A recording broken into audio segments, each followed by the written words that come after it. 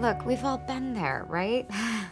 Letting our fear and anger get the best of us, intentionally expanding the borders of the false world we created.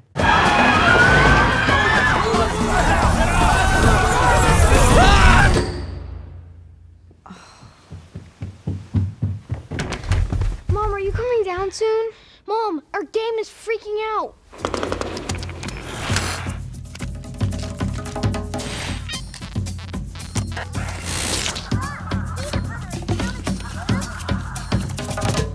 Is she asleep? Mommy's not sleeping, honey. She's just resting her eyes. Mom, my head feels weird. It's like really noisy. I don't like it. Resting her eyes. As punishment for my reckless evening, I plan on taking a quarantine-style staycation. A whole day, just to myself. That'll show me.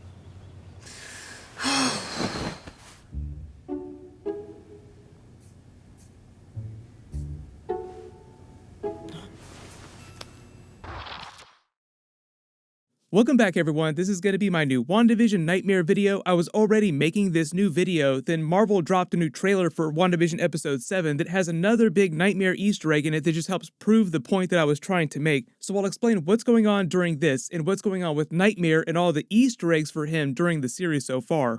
If you're new to my channel, be sure to subscribe to get all the videos. I will be doing episodes for all the series that are happening this year, including Falcon and Winter Soldier, the Loki series. There's even more stuff coming up later this year, too. Careful for spoilers for everything that's happened on WandaVision so far, but in this trailer, obviously they're doing a Modern Family parody for episode 7 because they moved to the next decade of sitcoms in the 2010s. She's referencing the events of her expanding the Hex, but also trying to discipline herself, but not discipline herself at the same time. She's sort of running away from the problem, not completely dealing with it. I'm gonna give myself a quarantine-style staycation. That'll teach me. I'll talk about Billy and Tommy during my full episode 7 video, which will be posting next after this video, because they also say that their heads are hurting. That's important for what's happening later in the series. That's all building up to the big WTF moments of the finale, but it's tied to what's happening with Nightmare in the background and the Hex in general. The other Nightmare Easter eggs that you notice, though, when she's lying in her bed, obviously there's the hexagon patterns that you see popping up all over the series. The shape of the hex itself is a hexagon, but when she lies her head back on her own pillow, you notice the shape is two green eyes staring down on her like someone is watching her. They also had a version of this in a poster for the series a long time ago before episode 1 dropped. Like you notice in the wallpaper in the background here, there's this green-looking devil face. And a lot of people thought that it was Mephisto, but I actually thought because it was green, it was meant to be Nightmare because Nightmare's color scheme is green. So there are a number of other Easter eggs for him on the show. We know WandaVision is crossing over with Doctor Strange 2 Multiverse of Madness. So when they first announced the WandaVision series, a lot of us assumed we would see teasers for the Doctor Strange 2 villain during the episodes at some point. We just didn't know how big those would be or what form they would take. And way back after the first Doctor Strange movie came out, the director at the time, Scott Derrickson, talked about how Nightmare was Marvel's planned villain for the sequel. And we actually found out about Nightmare way before we ever found out about the WandaVision series. So because there have been so many Nightmare name drops the past couple of episodes, so many demonic references, so many darker supernatural things that seem like they were at play, and the WandaVision episodes have been purposefully as confusing as possible with the way they tell her story. They really want us to think that there is something larger at play influencing what's happening with the Hex. And it's not just some simple boss-level power upgrade that Scarlet Witch got. As Evan Peters' Quicksilver said during episode 6, this is a long way from giving people nightmares and shooting red wiggly woos out of your hands. Obviously, also a reference to Nightmare, but also a reference to her boss-level power upgrade. The composer for Doctor Strange 2 said that she has a lot of darkness in her, and a lot of the darkness in her comes from the terrible things she's experienced, all the trauma that she's been repressing this whole time. Obviously, until we have our full House of M moment where she explodes, she goes full-blown crazy. There's even a funny interview clip of Elizabeth Olsen basically giving away the plot of WandaVision years before she knew that there was going to be a series. She said, "Oh, Marvel's never going to do this, but I would love to do this." I mean, my favorite is House of M, but that would never happen. But never say never in this. I mean, if she could have 2 fake babies and everyone tell her that they don't really exist, and then her just go nuts, that would be unbelievable. But I don't think they're gonna do that. It might be a little too dark for the Marvel universe. When she loses her mind, it's my favorite thing in the comics. Make all the jokes you want about her going full spoiler bros and giving away the plot of WandaVision, but to be true, that was actually long before they'd ever planned to do the series, so technically she's not spoiling it, she's just saying that would be her favorite story to do.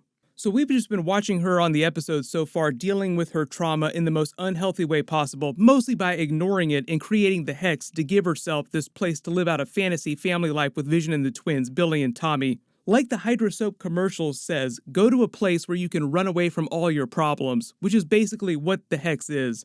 But the show has tried to present the Hex in the most mysterious and confusing way as possible. Even if you've read the House of M storyline, they're swerving on some of the comic book explainers. They're changing some of the comic book plot. So it's not simply her losing her mind and unleashing her reality warping magic, but there are so many suspicious things that are happening and so many characters, people like Agnes, who I know we all believe is Agatha Harkness, who seem like they know more is going on than they've let on, but are also really inconsistent in the way that they act towards Scarlet Witch and Vision. Like sometimes Agnes is really afraid of her, sometimes she's not. So what has the show been hiding from us? Is there some other bigger force that's at play that influenced her in the creation of the Hex? The way Scarlet Witch told Evan Peters' Quicksilver, she says she has no idea how the Hex was created. She just felt this empty nothingness. She felt absolutely alone. Then suddenly the next thing you know, they're driving into the Hex at the beginning of episode 1. Now, we already know what happened with Vision's body. They just explained that. She broke into S.W.O.R.D., then stole it, then the events of Episode 1 pick up, but there's still a lot of unexplained time in what was happening between the time where she grabs his body and they drive in to what looks like a TV simulation inside the Hex. And if it had only been about 2 weeks since Avengers Endgame ended when she went to steal Vision's body, then what was happening in that 2-week period? So the whole thing with the Nightmare character in the comics is that he's actually someone who influences from the shadows, not literally, more metaphorically, because he can only feed off of people's dreams and their psychic energy, so he's not somebody who can walk around on planet Earth on a normal day. There was a really interesting line of dialogue when Quicksilver was talking to Scarlet Witch about what was going on inside the Hex with all the people, like where did all the children come from, where do you get them from? Then he proceeded to talk to her about it as if he knew exactly what was going on, like, oh, all their personalities are there underneath the surface, families are together, husbands are with wives, people have better jobs. And he basically said that the people that she doesn't need for any given scenario in any given episode are basically just kept in stasis in their homes or in their beds, asleep. So there have been so many Nightmare name drops the past couple of episodes, and it seems like they're swerving on the straight-up Mephisto explainer for everything, and he feeds on people's dreams when they're asleep or their psychic energies. It would make sense that the Hex is like this giant feeding trough for him to come swim in. Like if you talk about the commercial, what if Nightmare is the shark and Scarlet Witch is the little boy, and he really is feeding off the psychic energy? The shark even says, I was hungry too until I found yo magic, as in your magic. Then you also have the issue of a lot of different characters on the show acting really inconsistently, particularly the Agnes character. So a lot of people are now wondering if she's somehow connected to Nightmare, if she's being influenced by him or working with him, because there are times when she seems really afraid and genuine, like she does seem like a relatively nice person. Then there are other times when she is the worst nosy neighbor who wants to know everything about Scarlet Witch and Vision's business that she can get her hands on. She seemed fascinated by the idea of Scarlet Witch bringing people back from the dead, but why did she avoid going in the house when Scarlet Witch was giving birth to Billy and Tommy? That was one of the only times that she didn't try to barge into the house, and you would think something that big she would try to go into the house for. Also, you may have noticed that she's not always wearing her Agatha Harkness pin from the comics. That's basically what that brooch is supposed to be. The first couple of episodes, that's why they wanted you to look at it and say, oh, that's probably Agatha Harkness because she's wearing her pin just like in the comics, and she's dressed like a witch in the Halloween episode, just like Agatha Harkness was a witch. Usually the connection between Agatha Harkness and Scarlet Witch in the comics is she's been something of a mentor to her, helps her learn more powerful magic, or helps her with really supernatural problems, or she's even a nanny to some other characters. Like Agatha Harkness was the nanny of Franklin Richards, if we're talking about big Fantastic Four connections.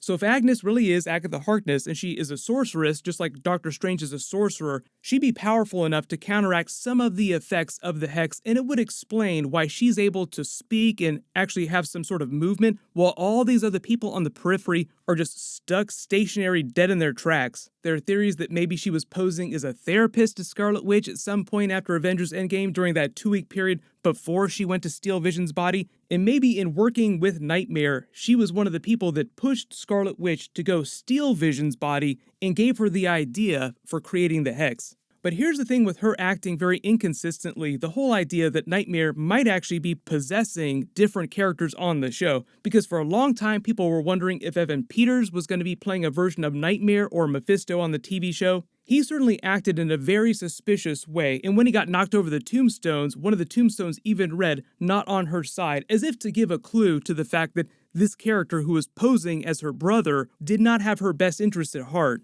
So the new theory on the show is that Nightmare may be possessing different people's bodies, hopping around, like going into Agatha Harkness's body, and what he's really trying to do is push Scarlet Witch over the edge to purposefully expand the Hex to encompass the entire Earth, because while he can't cross over into Earth's dimension, because that would alert someone like Doctor Strange, or he just doesn't have the power to do that like he doesn't in the comics. So I know we're all wondering if she's going to be creating more X-Men mutant characters in the MCU because of the way they explained how the barrier, the reality warping magic, changes people's DNA, mutates it.